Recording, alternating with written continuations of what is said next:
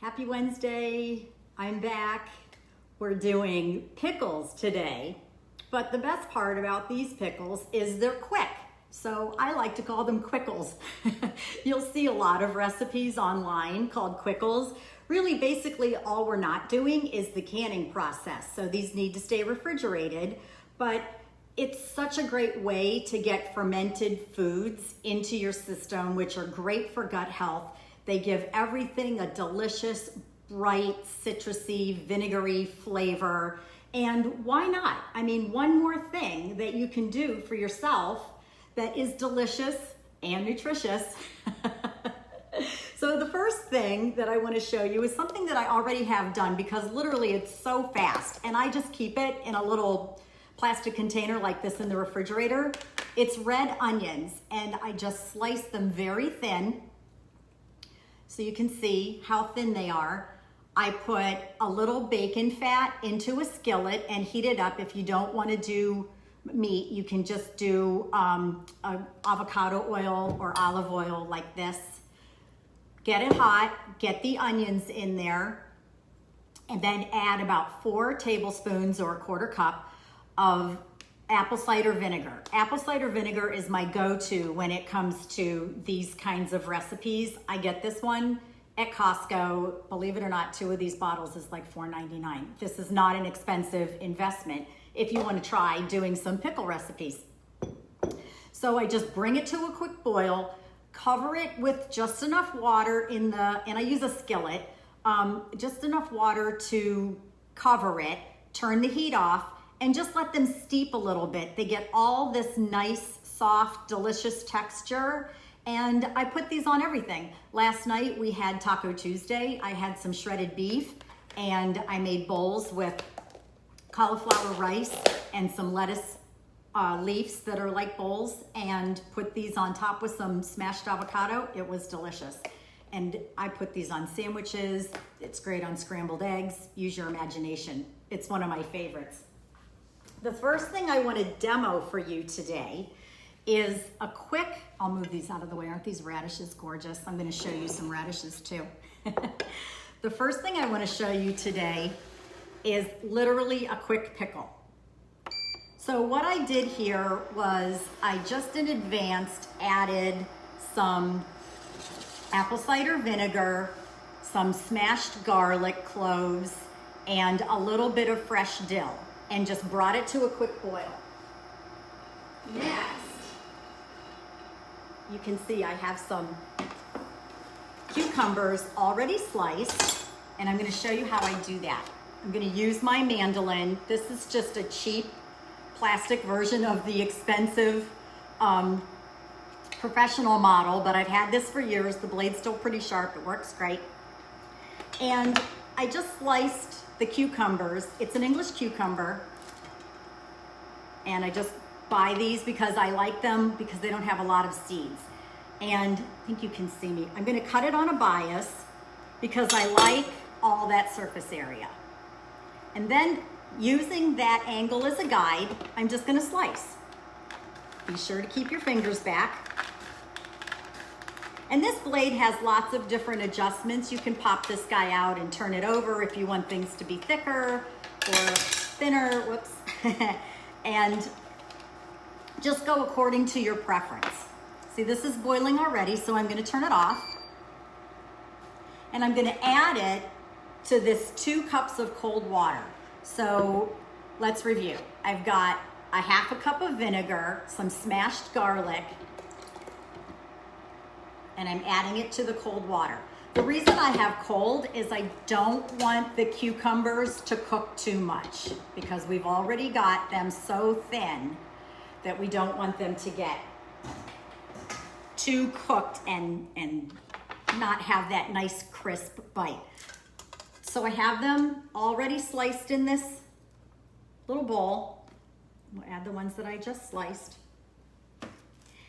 And I'm going to pour this liquid over. Since the water's really cold, it got cold right away. And just make sure those are all submerged. And now I'm going to add a little bit of sliced onion. And I'm using a green onion. And again, I'm cutting on the bias because not only does it look pretty when it has this nice shape, but you get all that extra flavor, believe it or not, because you're minimizing the amount of skin. Of course, keep your fingers back. We're just gonna cut through the green and white parts and throw that in. And then we'll add a little bit of this yummy dill. I love dill. It's probably one of my favorite herbs. I love fresh dill. It always smells amazing. And maybe it's a Greek thing, but the Greeks use dill in everything. So maybe I just grew up with it. So that's that. And I have this cute jar. I'm just gonna use my tongs to shove them into this jar. If you make a lot, use a bigger jar.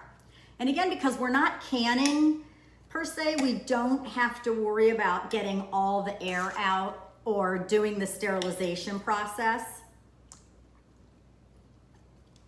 Now I'm just gonna make sure I fill it with some liquid. And this has a nice seal, this little jar with the lid, the hinged lid.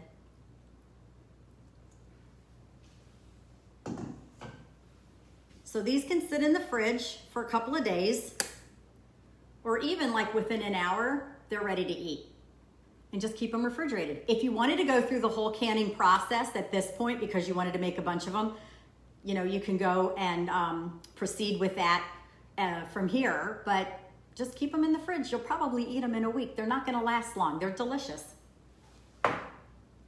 So that's pickles. Oh, let me also tell you, I almost forgot.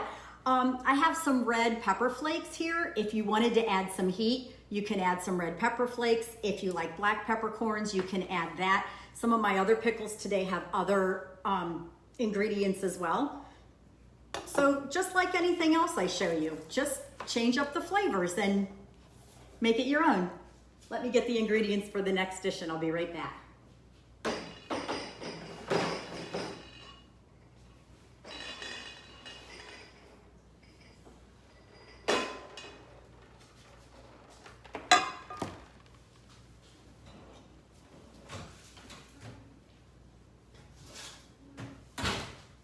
These vegetables are right off the grill. They're still hot. I grilled them right before I went live. I've got some baby carrots, some green beans, and some grilled asparagus. The nice thing about grilling before you can is it's intensifying all those flavors and bringing out the delicious sugars in all the vegetables. Sweet vegetables are one of those things that are just so good for you. And when you get that little bit of sugar craving, but you're trying to stay away from the sugar, this is a great way to do this. I see some people are here live with me today, so I want to see who's here. Hi, Paige, and hi, Joanna. So nice to see you. I'm watching here from my iPad, trying to figure out all this technology. Has been loads of fun. So the first thing we're going to do with the juice, the brine that we're making for the grilled vegetables is, again, I'm using a skillet for two reasons. I like how quick it is because the flatter everything is rather than a saucepan, the quicker it's going to cook and heat up. So we're going to start with about 1.5 cups of apple cider vinegar. And you can hear that pan's already hot. Yes, I'm guessing. But you'll see. Next, I'm putting in some garlic. I've already sliced it up. I have some peppercorns. You can put as many as you want. I have about 1 tablespoon. If you like it a little spicier, add some more. Some bay leaves, just dried bay leaves, I'm putting in 2. Some coriander seed. If you're not familiar with coriander seed, it gives everything a nice lemony, bright flavor. It's actually the seed of the cilantro plant. So when you grow cilantro in your yard and then it starts to go to seed, that's what this is. Save those, dry them out, replant your cilantro. It's great. Now the one thing I am doing with this is I'm adding a little honey. I have about 2 ounces of honey here. And if you're doing Whole30, you can leave out the honey. I like how it adds an additional sweetness to the vegetables, but you don't have to add the honey. The vegetables are so sweet on their own that you really don't need it. I just like to do it. So while this is coming to a boil, you would be outside grilling your vegetables. These only took about 10 minutes, depending on which kind of vegetable it is. Obviously, the carrots took a little longer. And then when the sauce comes to a boil, we're gonna take it off the heat and go to chill it. So it's completely cold. Again, you don't want to overcook the vegetables and then have them continue to cook in the hot brine. You want the brine to be nice and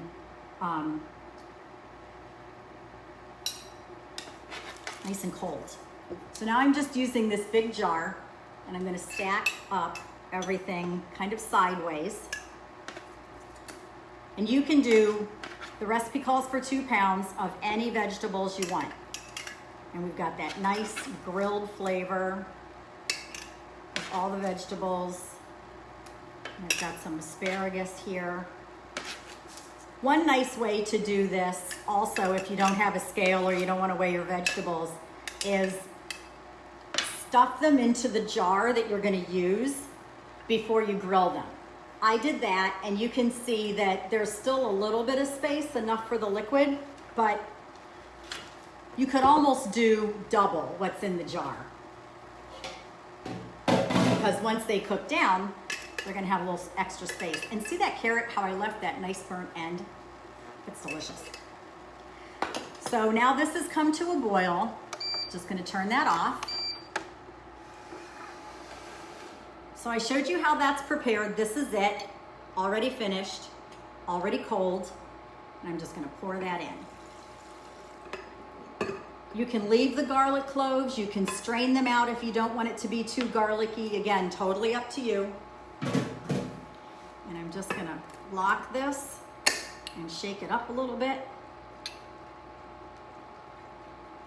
And if you wanted to add more water or liquid to this at this point, you could do that, just to kind of thin it out. I like to lay it sideways because this has a nice resealable tight lid with that rubber gasket, and just leave it in the fridge and kind of rotate it a little bit every couple of hours, and then everything gets that nice marinade. These are delicious to just serve cold on the side, make a salad, and that delicious with steak or grilled chicken.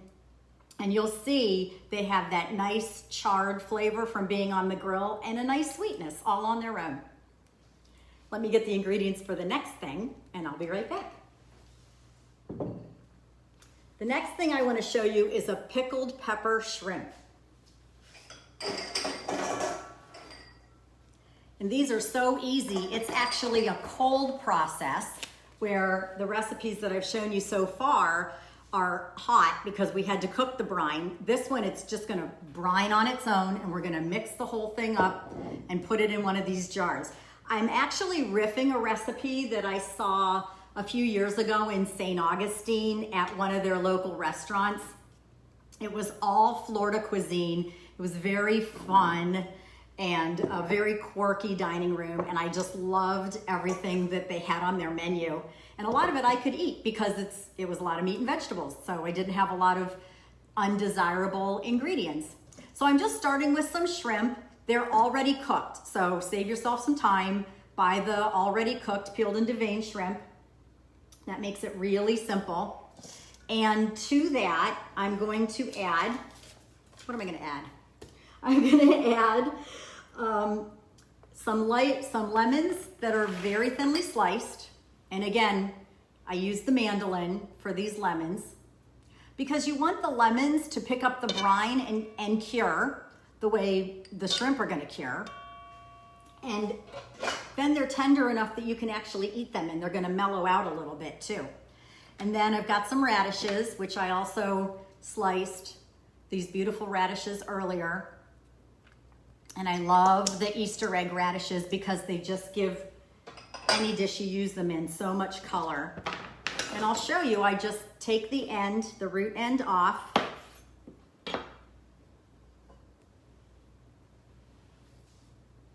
And my mandolin is here.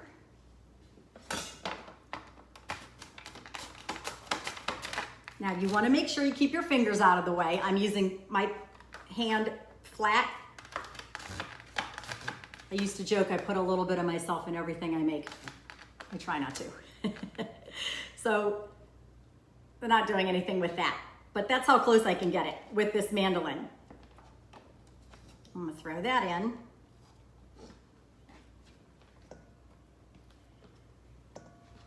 And now I have some peppers. If you want this to be super spicy, you can do a poblano pepper or a jalapeno. I'm just using these nice little mini peppers. And again, I love the colors. I've got red and yellow.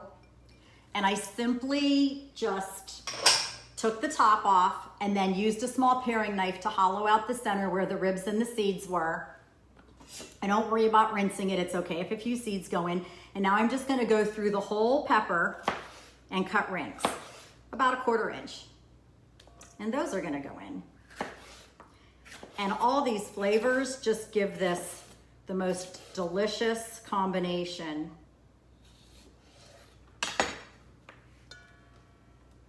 And I save this for me later. So now I have a little bit of avocado oil. You can use olive oil. It's about 1/4 cup. Just gonna put that on. And I have more apple cider vinegar, about 6 ounces. Just gonna put that in. I've already got the lemon slices in there. And now I'm gonna add some capers. I love the brininess of capers with seafood. And I'm gonna do about 2 tablespoons. My measuring spoons don't fit into these tiny jars, so I'm using the handle of my spoon. Don't need any fancy equipment here. Now I'm just gonna stir that up.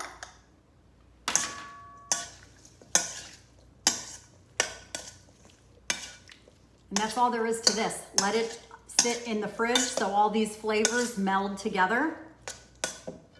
I'm gonna just put it right into this jar. I love using these jars for serving too, especially for picnics and outdoor activities. And again, this is one of those things, yes, and my aim is terrible. This is one of those things that the recipes are so flexible. As long as you're using an acid, I wouldn't recommend a really heavy vinegar like a balsamic, but if you wanted to add a little bit of a balsamic to get a sweetness along with the apple cider vinegar or a white champagne vinegar, it's totally up to you how you want to change it around. Experiment. Like I said, I don't have the recipe for this. I had it in a restaurant, came home and recreated it. The other thing that's nice about these shrimp is once they're marinated and have picked up all this nice flavor, you can use them in a spring roll, like my nori spring rolls that I did a couple of weeks ago, and just add a whole new dimension. Now I'm just topping it off with the liquid. And these look so good, I'm ready to eat it right now. So that'll go in the fridge just like that.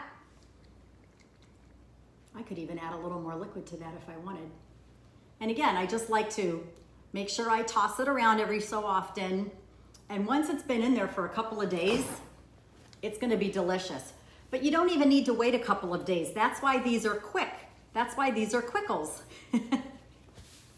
So that's what I have for you today. I'm so glad you could join me. We're almost to reintroduction with my Whole30 group. Everyone's been doing a great job. And I'm doing another Whole30 group starting September 14th. The entire world of Whole30 will be doing it together. It's a great reset before the holidays. Be sure to go on my website and check out the details, or you can DM me here on Facebook or on Instagram. I'll have this video posted live in a little bit. And I'm so glad you could come today. Thanks again. See you soon.